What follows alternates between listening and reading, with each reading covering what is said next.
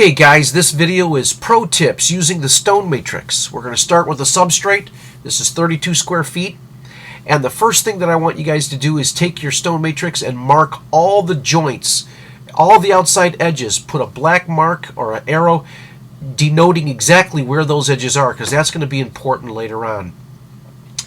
Now, after you get done spraying down some liquid release or powder release on your substrate in the mud, you slicked it up, it's nice. You just take a couple texture rollers. If you don't have texture rollers, go to walttools.com. I've got 13 of them there, and just basically lay down some basic texture. You don't have to do this step, but I find it if you get down a little, if you get a little bit of texture down first, that things are just going to be a lot easier later on. So it's easy enough. Just lay down some basic textures. I think the texture roller that you're looking at right now is the gnarly roller, and also the coral roller. I use that quite a bit for just dimpling. Okay, next up, take a little bit of liquid release and start spraying down your mats. I picked just the first three, and so that should be easy enough. Get that liquid release down there. After you get your liquid releases applied, take your first mat, just line it right up on the ground, and just imprint it. Now when you're pressing this in, you'll actually feel the actual rock joints, because they're a lot thicker and a lot more rigid. The 1/4 inch rubber that's there on the, that isn't in the joint, you'll feel it. Your hand will go right through it. So after you're done, just pull it back. Just kind of be thorough. Now this is the first one.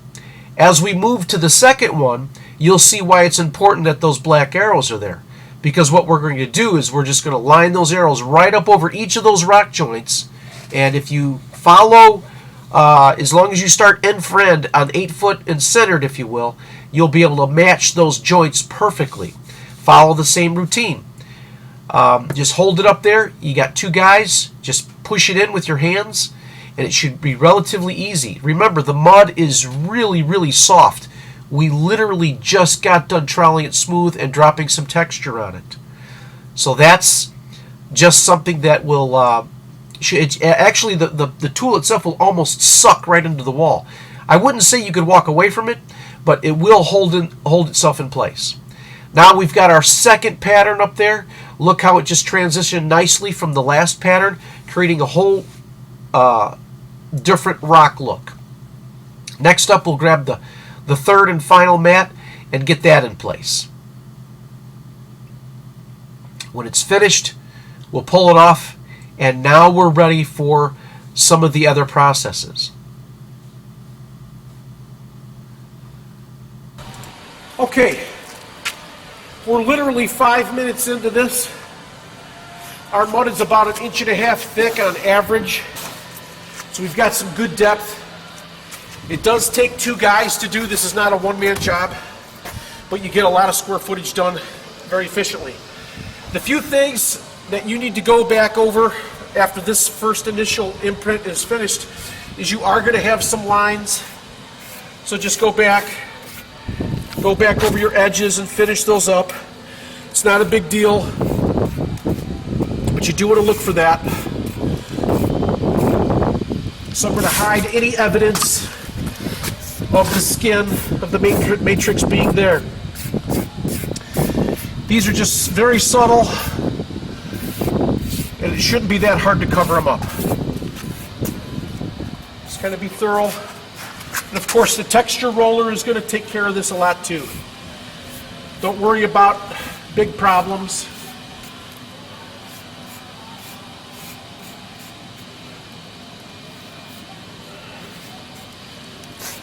All right. For the most part, we're pretty good. Maybe a little bit on this bottom line.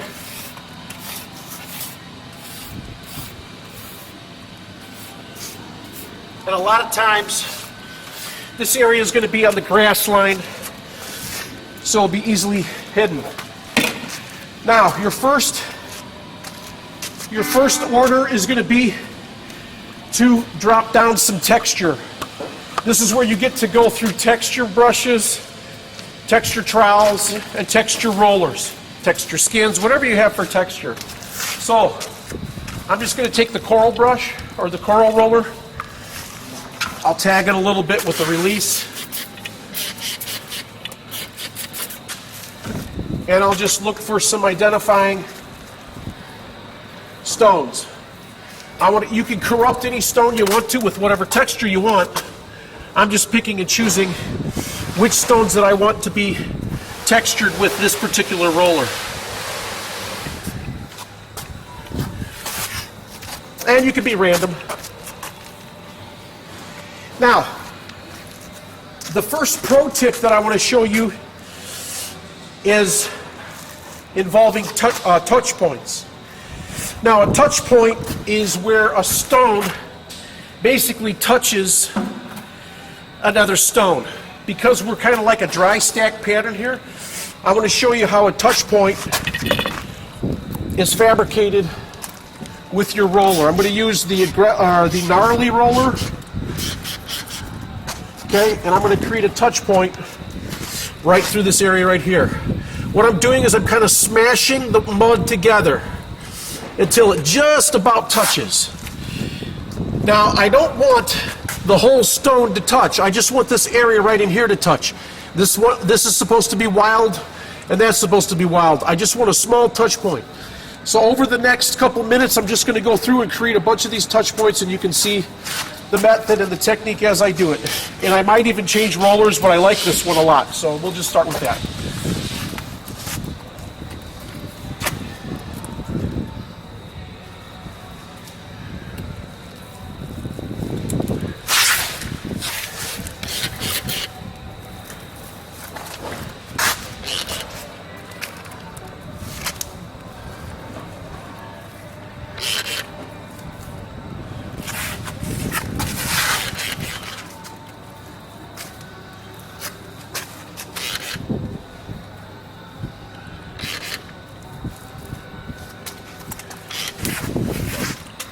Okay, the next pro tip I'm going to show you is this grouting tool. It comes in 3 sizes, quarter, 3/8, and ½ inch.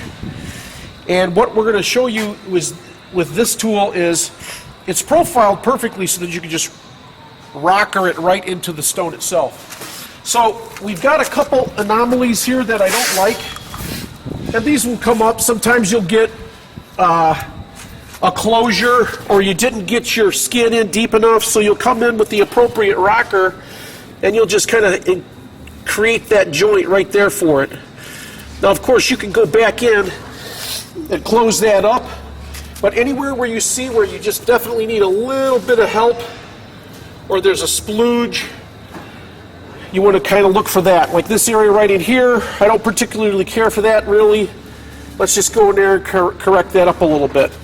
Not worried about jagged cut edges, but I am kind of concerned about some of these pieces that might not look natural. So I'm going to go in and make sure that they look natural. And this is just all on my own personal preference and my texture, from how I'm looking at it. The other thing too I want to point out is if you come up to a sill or the top of an edge or something like that, you want to take these jointers or these grout tools and just carry it all the way up, right up into the sill. There's no problem. You can just continue that pattern, continue that design all the way up, and that will you're extenuating that pattern up to the door jamb, up to the sill, up to the window, whatever it may be, and you're just continuing out on all of your edges. So that being said, there's really nothing that you can't get around, because the pattern is pretty much laid down for you. All you're doing is basically rounding out the edges. So that should make it relatively easy for you to finish out the design. Okay, the next pro tip is going to be creating some reliefing with some of the texture trowels. And so what you'll want to do is you'll want to just press in and create a texture right up against a joint. What that does is smash down this mud, and it keeps this mud up. So you've got a higher side here and a lower side here. Same thing with this. Just smash in that side, and it creates it texturizes as well as creates a nice lift.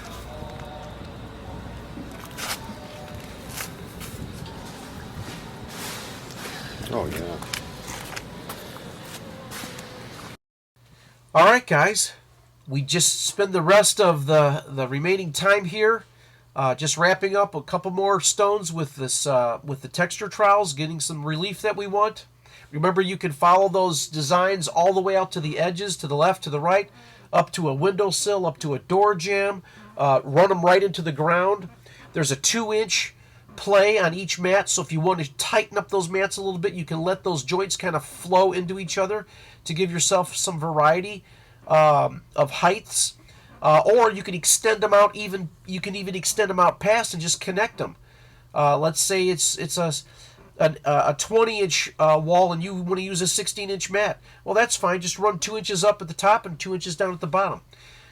It's just a great versatile tool. I couldn't be more pleased with the Matrix. And there's a lot of great tools out there. I don't want to take anything away from the guys that have invented things or created things before me. But this tool alone will save you tremendous time and energy. There's basically really no designing to do. There's basically no clean out to do. And those of you who are hand carvers know a design and clean out are a major factor in working with vertical decorative concrete from a hand carving perspective. The end result is stunning. It's fantastic. It gives us all the elements that we like. I can hardly wait to use this tool in the future. It's just such a treat. It's $1,200 retail. You could pick up your copy at walttools.com. You guys have a blast. Enjoy the tool, and I'll see you next time.